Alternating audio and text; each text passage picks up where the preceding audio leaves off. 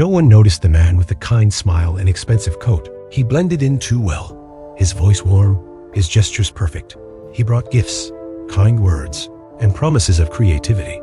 But under his soft footsteps lay a chilling truth. He didn't come to teach. He came to hunt. He watched, listened, and marked his target like he had done before. Only this time, he wasn't alone in the room. Something older, quieter, and much harder to fool stood in his way. A dog with a nose for danger and a loyalty. No disguise could break. By the time anyone realized what was happening, the school's safety had already been breached.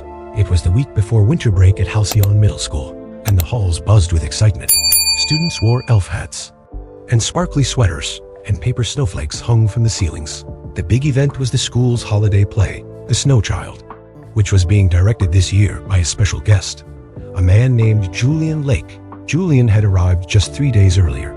He was tall, soft-spoken, and wore stylish scarves that made the students think he came from a fancy theater in New York. Teachers called him charming, and even Principal Brandt seemed impressed when Julian offered to help with the school's arts program for free. He said he believed in the healing power of performance, and everyone clapped when he made his short welcome speech during the Monday assembly. Everyone except Rook. Rook was a retired German Shepherd K9 who now worked as a therapy dog at the school. His handler, Officer Cleo Vance, had brought him to Halcyon a few months ago to help kids with anxiety. He wasn't like the other K9 dogs Cleo had worked with. Rook was calmer, slower, but sharp. He noticed everything, even the small stuff people missed. The kids loved him. He walked the halls with a quiet confidence, letting shy students hug him or stroke his fur when they were nervous. One of those students was 11-year-old Talia Riss. Talia had only been at Halcyon for a few months. She didn't speak much and always wore long sleeves, even in warm weather. But Rook had become her shadow. She would sit with him in the counselor's office during lunch, brushing his coat and whispering words that barely formed full sentences. It was clear they shared a bond, one built on silence and trust. On Wednesday morning, the school held a dress rehearsal for the Snow Child. Parents and local reporters were invited to watch. The gym had been turned into a winter stage with fake snow, painted trees, and spotlights glowing soft blue. Rook lay on the edge of the stage next to Cleo, watching the kids in costume walk. Across the set, that's when Julian entered. He wore a long black coat and carried a heavy leather trunk marked props, handle with care. Students rushed to greet him, giggling as he passed, but Rook didn't wag his tail. He didn't move at all. His ears perked forward, and his eyes locked onto the man's trunk. Cleo noticed the change. "Hey, buddy," she whispered, kneeling next. To him, it's just the drama teacher, but Rook stayed still, muscles tense. Julian walked past them, humming to himself as he set the trunk down by the stage. "Everything ready?" he asked cheerfully. "I brought some new lighting gels and a few special effects." Then, as the lights dimmed and music started, Rook stood up. He didn't bark at first. He walked slowly toward the trunk, then he growled, low, steady, and serious. Julian turned, confused. "Is something wrong with the dog?" he asked, smiling politely. Cleo grabbed the leash, pulling Rook back. "He's never done this before," she said, heart pounding. Rook barked once, sharp and loud. Then again, his paws scratched at the trunk. The audience murmured. A few students backed away from the stage. Principal Brandt stepped forward, frowning. "Let's pause the rehearsal," he said. "Officer Vance, could you check that trunk, please?" Cleo nodded and gently tugged Rook away. Though the dog resisted, she knelt by the trunk and opened it. Inside were the usual things: costumes, a flashlight, fake snow, but tucked between two pillows was something odd. A small black box with blinking lights and thin wires. It didn't belong in a school gym. Cleo's face went pale. "This isn't theater equipment," she said. Julian laughed nervously. "It's probably part of the stage effects. I might have left it in by mistake." But Cleo was already calling it in. Within minutes, the gym was cleared. Students and parents were escorted out. Rook stayed next to the trunk, still staring at it. FBI agents were called. One of them, Agent Anya Das, confirmed the device wasn't harmless. It was a thermal transmitter used for tagging heat signatures, often seen in surveillance work. That night, the school stayed closed. Julian Lake had disappeared before anyone could stop him, and Rook, the quiet dog who rarely barked, had become the first to sense something was very wrong. The next day, the school was quiet. Yellow tape blocked the gym doors, and officers stood near every hallway. Students had been sent home early. and many parents were asking the same question. Who was that drama teacher, really? Cleo Vance stood near the counselor's office with Rook at her side. She kept replaying the moment in her head. Rook growling, the blinking black box, and Julian Lake's quick exit. He had vanished before they even realized the truth. No goodbye. No explanation. Just gone. Agent Anya Das from the FBI had returned. She wasn't smiling this time. That man isn't a drama teacher. She told Cleo, Julian Lake is one of many fake names. His real identity is still being confirmed, but he's known for working inside schools and collecting data on kids. Cleo frowned. But why here? Why Halcyon? That's when they brought up Talia Riss. In a small room nearby, Talia sat with her backpack clutched tightly in her arms. Her mother had arrived in tears. Anya explained that Talia's father had once testified against a powerful tech company that was selling private student data. His testimony had helped shut down the group, but it had also forced him and his family into witness protection. They had moved to Halcyon for a fresh start. Somehow, Julian had found them. He had come to the school not to teach theater, but to get close to Talia. The black box found in his trunk wasn't a harmless stage tool. It was a thermal tracker, something that could tag Talia's backpack and follow her wherever she went. He was planning something. Anya said, we just don't know what. Rook lay at Talia's feet. She reached out and placed her hand gently on his neck. She still hadn't said a word, but her eyes told everyone she knew something bad had almost happened. That afternoon, Cleo and Anya searched Julian's classroom and supply closet. Rook followed closely. Near the back of the closet, Rook stopped. His ears perked. He sniffed, then scratched at the floor. Cleo pulled away a loose tile and found a small hidden compartment. Inside was a flash drive, a burner phone, and a folder with initials on the cover, TR. Cleo opened it carefully. Inside were pages of notes, Talia's class schedule, her usual walking route, her lunch times, and even her doctor's visits. There were other folders too, each with a different set of initials. At least 5 other students had been followed. This was bigger than we thought, Cleo whispered. Meanwhile, Rook started pulling toward the theater again. He barked once, then twice, near the side curtain. Cleo followed and noticed a vent cover that didn't sit right. Behind it, they found a strange device blinking with tiny red lights. One of the FBI techs took a look. It's a router, he said, a hidden one. It's been piggybacking off the school's Wi-Fi. Someone's been watching, collecting everything. Emails, security footage, student records. Whoever Julian really was, he hadn't been working alone. He was part of something organized, something planned. As the FBI packed up evidence, Cleo sat on the school steps beside Rook. You saw it before anyone else, she whispered, brushing his fur. I didn't listen. I'm sorry. Rook licked her hand once and rested his head on her lap.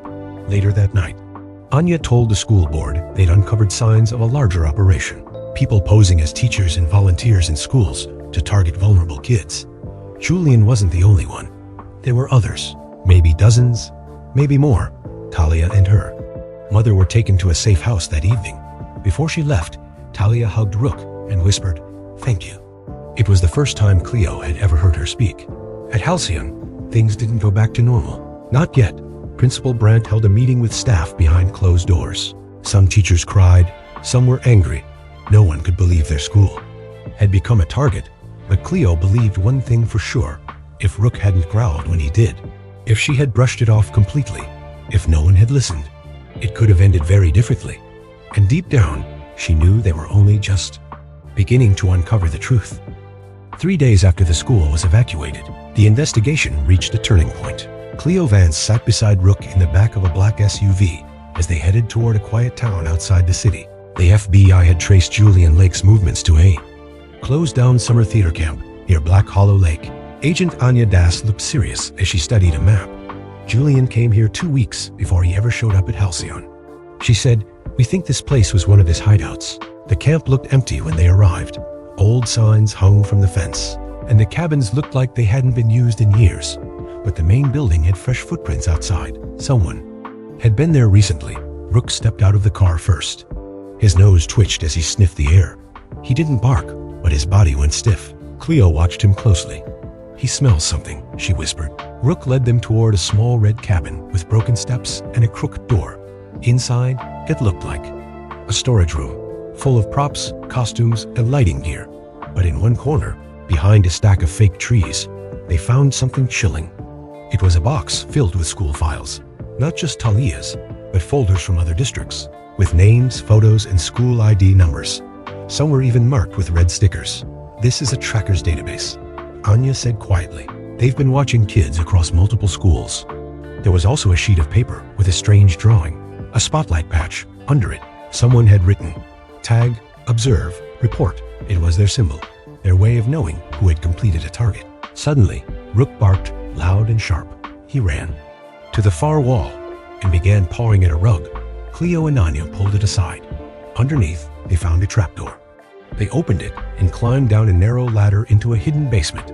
The room was cold and dusty, but it was filled with electronics, laptops, maps, and soundboards. One monitor showed camera feeds from inside Halcyon Middle School. They were still watching the school, Anya whispered, even after Julian left. Then came a sound from outside, footsteps crunching in the gravel. "Someone's coming," Cleo said, drawing her flashlight. They moved quickly back up the ladder, but when they reached the front door, the person was already gone. A silver car sped off down the dirt road, too fast to catch, but Rook didn't chase. He turned left instead, toward a trail behind the cabin. He sniffed the dirt and barked again. Cleo followed him. There, tucked under a bush, they found a worn backpack. Inside was a file labeled Talia Reese, Final Stage. It was proof that Julian, or someone helping him, had planned to take her. And the worst part? There were other names listed too, 10 of them. Cleo's heart raced as she flipped through the pages. This wasn't about one girl. She said, "They're tracking dozens, maybe hundreds." Back at the FBI office, the agents pieced the evidence together. The operation was far bigger than they had thought. It wasn't just Julian. It was a network, a system. Someone else had to be helping him. Someone inside the schools. A name came up on a background check. Mira Dane, a substitute teacher who had worked with Julian before. She had applied for a job at Halcyon, but never showed up. Her last known location? A toy charity warehouse called the Giving Loft. Cleo and Rook joined the team as they raced to the warehouse later that night. Inside were crates of books, teddy bears, and school supplies. It looked harmless, like a normal donation center. But Rook froze in the middle of the room. Then he ran to the back, past the toys, past the fake walls, and into a dark hallway. He stopped in front of a locked door and growled. Inside was a hidden office filled with computer screens, maps of school districts, and a list of target schools. A woman sat at a desk, frozen with fear. It was Mira Dane. Cleo stepped forward. "Don't move." Myra didn't argue. She knew it was over. Later, she confessed everything she had worked with Julian for years. Their group posed as volunteers, drama teachers, janitors, cafeteria workers. They built trust, found kids with weak support systems, or ones tied to sensitive families, and reported them to buyers. Cleo stood in silence as Myra spoke. Rook, lying by her feet, never took his eyes off the woman. She had fooled everyone except him. The next morning, the town of Halcyon was covered in a thin layer of frost. The holiday decorations still hung on fences, but something felt different. Everyone knew now. The story had spread, not just about a fake drama teacher, but about a dangerous group using schools to find and track kids. News vans showed up outside the school. Reporters asked questions. The FBI kept their answers short. They didn't say names. They didn't talk about the files or the basement or the spotlight symbol. But they did say one thing clearly. A dog had stopped it from getting worse. Inside the school, Principal Brandt stood in front of the teachers. "We were lucky," he said. "We had a guardian, and his name is Rook." Cleo Vance sat quietly next to Rook in the school lobby. He wore his navy blue campus vest, the patch reading school support dog. But now, everyone sees him differently. Students waved as they passed. Teachers gave Cleo warm looks. Even the parents, once nervous about police on campus, now thanked her every morning. But there was still one question that bothered Cleo. Where was Julian? They had caught Myra. They had taken down the hidden office. But Julian Lake, the man who started it all, was still out there. That answer came 3 days later. Agent Anya Das called Cleo in the middle of the night. "We found him," she said. "He's speaking at a holiday fundraiser 2 towns over, disguised as a school safety expert." Cleo didn't hesitate. She put on her coat, grabbed Rook's leash, and drove straight to the event. It was held in a large community hall. Balloons and cookies filled the room. People clapped as Julian stood on stage, wearing glasses and a trimmed beard. He smiled as he spoke about school wellness and child enrichment. Cleo entered quietly. Rook walked beside her, calm but alert. Then he stopped. He stared at the stage. His ears tilted, his nose twitched, and then he growled. It was quiet, but firm. The sound echoed just enough to turn heads. Julian paused. He looked up. His face went pale. Rook barked. One sharp command. Cleo dropped the leash. Julian turned to run, but he didn't get far. Rook shot forward like a streak of lightning and blocked the side door. He didn't attack. He didn't bite. He just stood firm, growling, not letting the man pass. FBI agents stepped in and handcuffed Julian. It was over. Back in Halcyon, life slowly returned to normal. The winter play was canceled, but something better took its place. A new school event was announced, Bravery Day. Students made cards and drawings. They decorated the gym with posters that said things like, "Thank you, Rook," and "Our real hero has 4 legs." On stage, Principal Brandt held up a small box. Inside was a new tag for Rook, shiny, gold, and engraved with the words, "Protector of Halcyon." School. Courage without words. The students clapped. Some cried. Rook wagged his tail and licked the microphone. In the front row, Talia Reese sat next to her mom. She wore a green scarf and held a small stuffed reindeer. When it was her turn, she walked to the stage, took the mic, and said something no one had heard from her before. "Thank you, Rook," she whispered. "You saved me." It was quiet, but it was enough. Everyone stood up and clapped. That night, Cleo took Rook home. She made him a bowl of chicken and rice, his favorite, and let him lie on the couch. He curled up with a soft grunt, tail tapping the cushions. "You did good," she said, scratching behind his ears. "Really good." A week later, the FBI confirmed the group was bigger than they thought. More arrests were made, more children were protected, and every agent involved said the same thing. None of this would have happened if not for a Growl. A dog's instinct had cracked open a case no one even knew existed. Back at school, one little boy tugged on his teacher's sleeve and asked, "Will Rook always stay here?" The teacher smiled. "As long as we need him, yes. And maybe that's what heroes really are. Not the ones with capes or superpowers, but the ones who listen to something deeper. A sense, a gut feeling, a bark in a quiet gym." Rook didn't just save one girl. He saved them all. Subscribe to our YouTube channel, Love Tales of Tales, for long, heartwarming pets and animals. Love stories that stay with you long after they end.